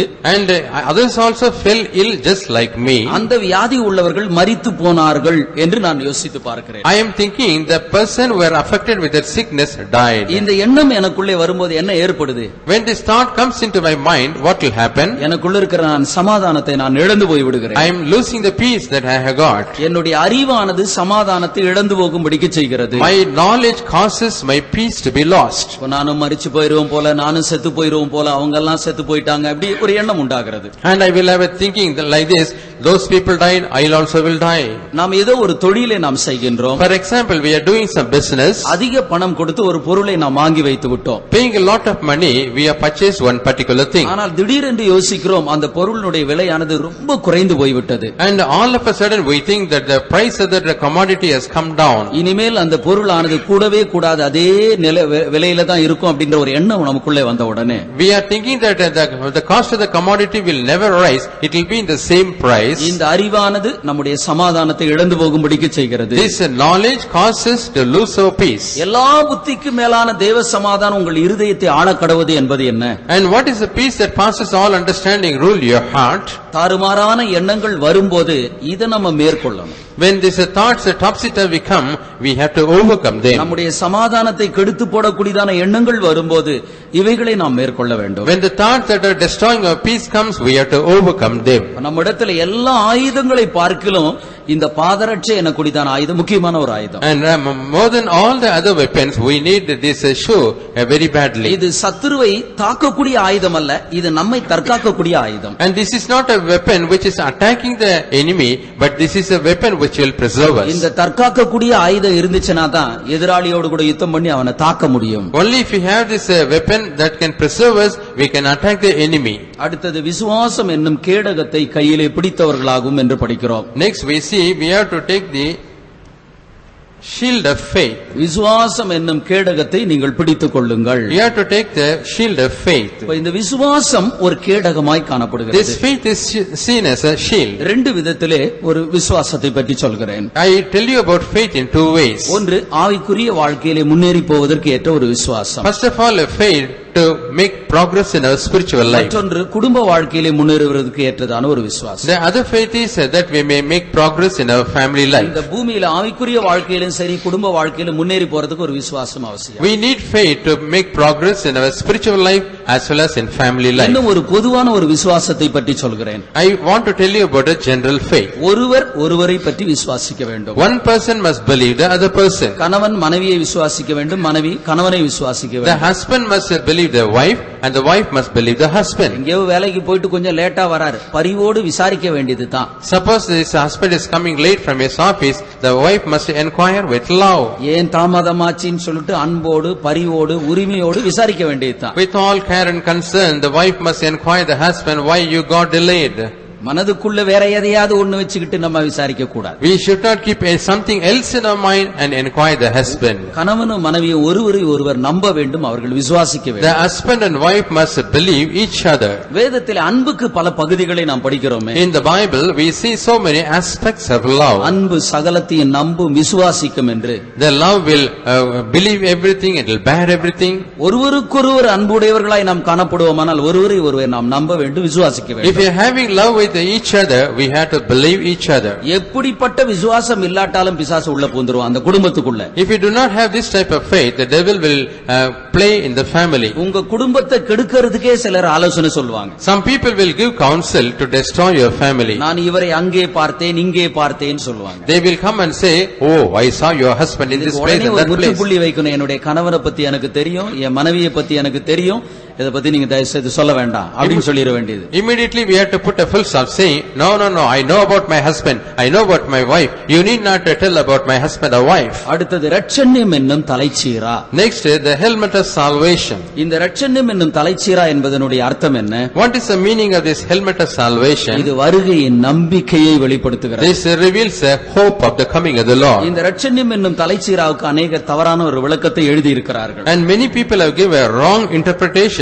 for this term helmet of salvation. நான் மற்ற சில புத்தகங்களையும் சில ஆவிக்குரிய புத்தகங்களையும் கூட நான் படிக்கிறவன் தான். And I am a person who is reading some other books and spiritual books. இந்த இரட்சண்யம் என்னும் தலைச்சீராவுக்கு ஒரு தவறான விளக்கத்தை கொடுத்திருக்கிறார். A wrong interpretation is given for this term the helmet of salvation. ரட்சிப்பு என்று கொடுத்திருக்கிறார்கள். They have mentioned it as salvation. இந்த இரட்சண்யம் என்னும் தலைச்சீரா என்று சொல்வதற்கு வருகையின் நம்பிக்கையை வெளிப்படுத்துகிறது. This helmet of salvation represent the hope of the coming of the Lord. நாம் எதை செய்தாலும் எங்க இருந்தாலும் நமக்குள்ளே வருகையின் நம்பிக்கை காணப்பட வேண்டும். Whatever we may do, wherever we may be, we must be filled with the hope of the coming of the Lord. இந்த வருகையின் நம்பிக்கை நமக்குள்ளே காணப்படுமானால் சத்துருவினுடைய வல்லமையை மேற்கொள்ளலாம். If we have the hope of the coming of the Lord, we can easily conquer the power of the enemy. ஆண்டவர் சீக்கிரம் வரப்போறார், இந்த பாவங்களுக்கு இந்த பொல்லாத காரியங்களுக்கு நான் இடம் கொடுத்துடக் கூடாது அப்படின்ற ஒரு எண்ணம் நமக்குள்ளே காணப்பட வேண்டும். The Lord is going to come soon, I should not give room for this shortcoming or sin in my life. அடுத்தது ஆவியினுடைய பட்டயம் என்று நாம் படிக்கிறோம். Next we see the sword of the spirit.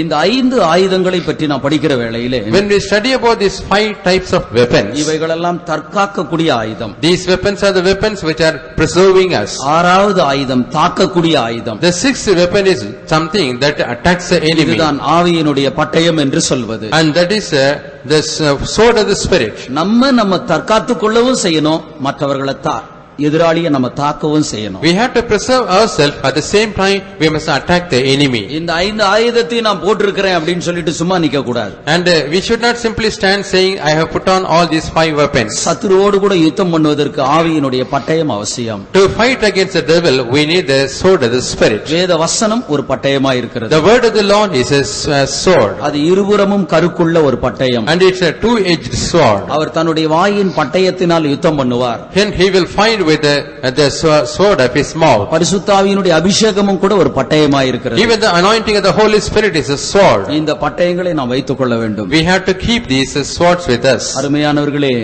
கர்த்தர் நம்ம ஒவ்வொருவரையும் போர் வீரனாக வைத்திருக்கிறார். Beloved, the Lord has kept every one of us as soldiers. சபை என்று சொல்வது ஒரு போர் வீரனாக காணப்படுகிறது. And church is seen as a soldier. நம் ஒவ்வொருவருக்கும் ஒரு யுத்தம் காணப்படுகிறது. Every one of us will have a war. அந்த யுத்தம் தினந்தோறும் செய்ய வேண்டிய யுத்தம் உண்டு. And there are certain wars which we have to do every day. சில நேரத்தில் இடையிடையாக செய்யக்கூடிய ஒரு யுத்தம் உண்டு. And there are wars which we have to do intermittently. தினந்தோறும் செய்யக்கூடிய யுத்தம் எப்படிப்பட்டதா இருக்கும்? And how will be the war which we are waging every day? தினந்தோறும் ஏதோ ஒரு சந்தர்ப்பத்தில் பொய் சொல்ற மாதிரி வந்துரும். And every day we will have an occasion to tell some lies. சில நேரத்தில் இடையிடையாக மாதத்துக்கோ வாரத்துக்கோ ஒரு நேரம் அது ஏதோ ஒரு யுத்தம் இருக்கும். And sometimes we will have war once in a while. மாசத்துக்கு ஒரு நாள் சண்டை போடுறது மாதிரி இருக்கும். And it will be as if we are fighting once in a month. எப்படிப்பட்ட யுத்தங்களா இருந்தாலும் அந்த யுத்தங்களில் நாம் ஜெயம் பெற வேண்டும். Whatever type of wars it may be, we have to overcome them. எல்லாரும் கண்களை மூடி ஸ்தோத்திரம் பண்ணுவோம். ஸ்தோத்திரம் ஸ்தோத்திரம் ஸ்தோத்திரம் ஸ்தோத்திரம் ஸ்தோத்திரம் ஸ்தோத்திரம் ஸ்தோத்திரம் ஸ்தோத்திரம் ஸ்தோத்திரம் கர்த்தாவே ஸ்தோத்திரம் ஸ்தோத்திரம் ஸ்தோத்திரம். இந்த மாலை நேரத்திலும் பரிசுத்த ஆவியானவர் நம்மை அவருடைய சமூகத்திலே கொண்டு வந்தார். ஸ்தோத்திரம் பண்ணுங்க. ஸ்தோத்திரம்.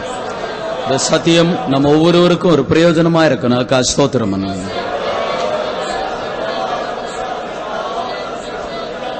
பிதா குமாரன் பரிசுத்த ஆவியாகிய தேவனை ஸ்தோத்திரம் பண்ணுவாங்க. சகல கன மகிமை துதி எல்லாவற்றையும் அவருக்கு செலுத்தி ஸ்தோத்திரம் பண்ணுங்க.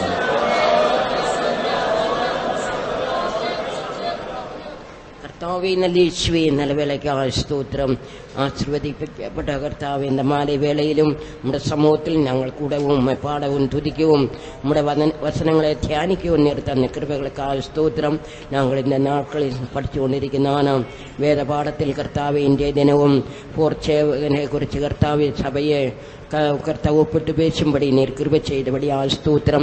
കേട്ട വചനങ്ങളിன்பടി പിശാചൻ തന്ത്രങ്ങളോട് എതിർത്ത് നിൽക്കുക ത്രാണിയുള്ളവர்களாகும்படி കർത്താവെ ഞങ്ങൾ സർവായുധ വർഗത്തെ ധരിക്കുകയാണ്. നമ്മുടെ വചനത്തെ കേട്ടതുപോലെ ഒவ்வொரு വചനങ്ങളിലും നീർ ഞങ്ങൾ ചൊല്ലിത്തന്നതുപോലെ ഞങ്ങളുടെ ജീവിതത്തിലും அந்த സർവായുധ വർഗങ്ങളെ ധരിത്ത് ജയാളികളാக നിൽക്കുമ്പടി നീരങ്ങളെ ഒന്നുകൂടി തകുതിപ്പെടുത്തുമ്പടിயாக നമ്മുടെ വചനത്തിന് മുൻപേ ഞങ്ങൾ താഴ്ത്തുകഴുന്നു. കേട്ട വചനങ്ങൾ ഞങ്ങളുടെ ജീവിതത്തിക്ക് പ്രയോജനപ്പെടുത്തും. കേട്ട വചനങ്ങൾക്ക് ഏറ്റവും ജീവിതത്തെ ചെയ്യുമ്പടി ഞങ്ങൾ ഓരോ നിമിഷം സർവായുധ വർഗങ്ങളെ ധരിത്തവர்களாக ഞങ്ങളുടെ ജീവിതത്തെ പുതുപ്പിച്ച് മുന്നേറെ നീർ ഞങ്ങൾക്ക് കൃപയേറും. കേട്ട ഒவ்வொரு വചനങ്ങളും ഞങ്ങളുടെ ജീവിതത്തിക്ക് പ്രയോജനപ്പെട്ടപടിയായ സ്തോത്രം.